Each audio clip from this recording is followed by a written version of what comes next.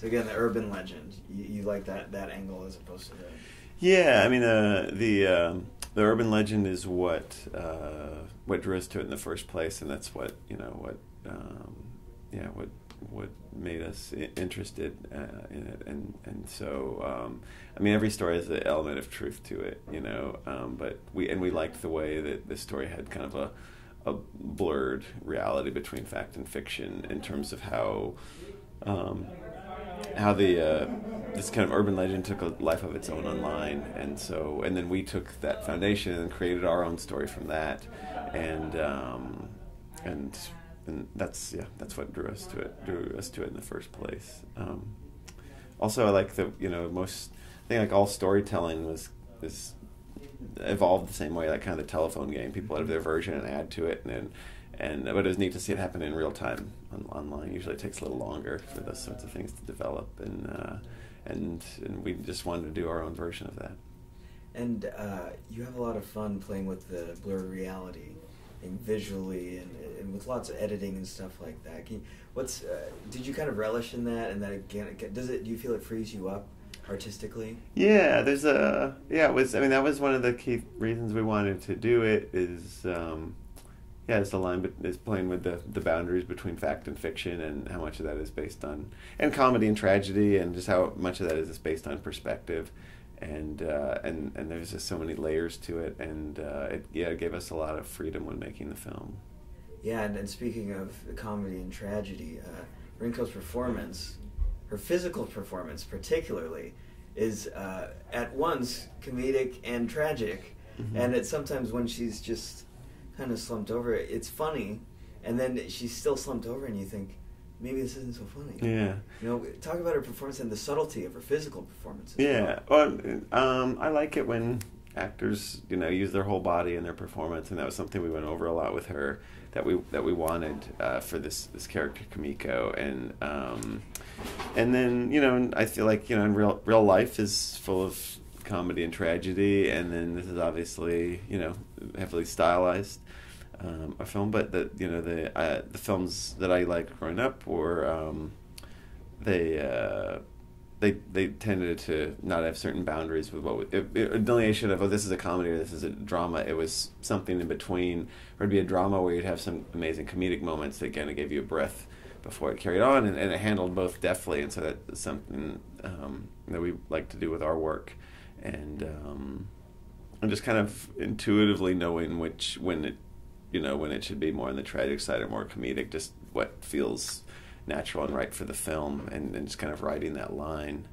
and then and also doing it with a sense of empathy for the character, because we never wanted Kumiko could be a really easy target. We didn't want her to be just a quirky spectacle you make fun of. We want this is her perspective, it's her quest, and we wanted a sense of empathy and compassion for her, so that when things go tragic or comedic, you're with her and in support of her journey, even if something seems unorthodox or peculiar.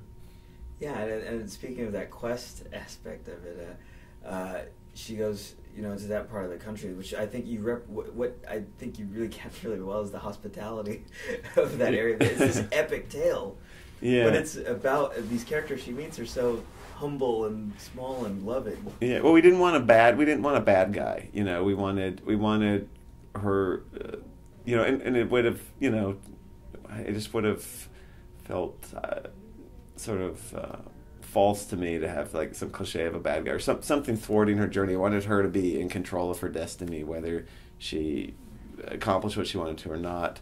I also like the idea of people wanting to help, but people have different interpretations of what is helpful or what someone needs, and from a certain she encounters different people, and from their perspective, this is what you need, and this is my version of helping you, but it doesn't it's not always congruent with what she needs or what's helpful to her. So it still is an obstacle, but it's through this attempt to aid her on her journey.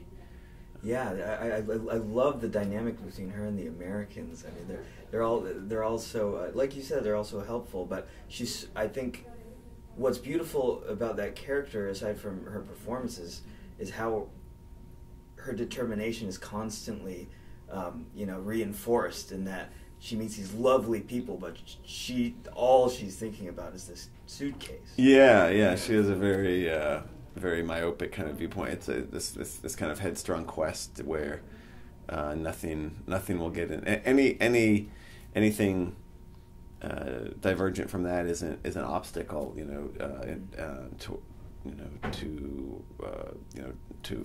to her goal, in the way getting in the way of her goal, and she's just kind of unwavering. And the further she goes, the more consumed she is with that with the quest she's on. And she gets incredibly consumed, and as you're watching her, it's just fascinating to watch her just kind of trudge on. It can be interpreted as funny, how determined she is. It can also be, kind of disturbing in a way. Which reaction have you gotten more from audience? Oh, I've gotten both, and both are valid, and that's why we want to have enough exposition and everything to hopefully engage the audience and have them follow her, but leave some breathing room for people to have their own interpretations of certain elements of it, and and it's been fun showing it to different audiences, and people have had all kinds of different reactions, and they're all valid, and it just I like letting people take away from it what they want to. And a couple more questions. I love the costume design. Where did you get that blanket? Blanket's incredible. From the script stage, that was a really important element. It had to look a certain way, and I don't know, we liked the way those kind of gnarly old roadside hotel blankets that are like flame retardant and practically bulletproof, kind of disgusting, and it just and with a really insane pattern that you don't see in home decor, that sort of thing. And so we liked the idea of that being like almost like her uniform, and then the way that the colors of her uniform kind of clashed against the snowy landscape, and those are all like fun things to do.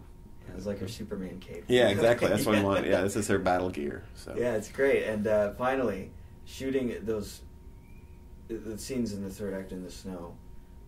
How was that experience? Were there difficulties out there, or was it pretty? There were, but that's what we asked for. We wanted it to be as brutal as possible, so we got exactly what we asked for, and we had an amazing crew based in Minnesota that were adept at handling the elements, and so for them it was just another day, but yeah, it was we wanted a snow movie, and we got it, so.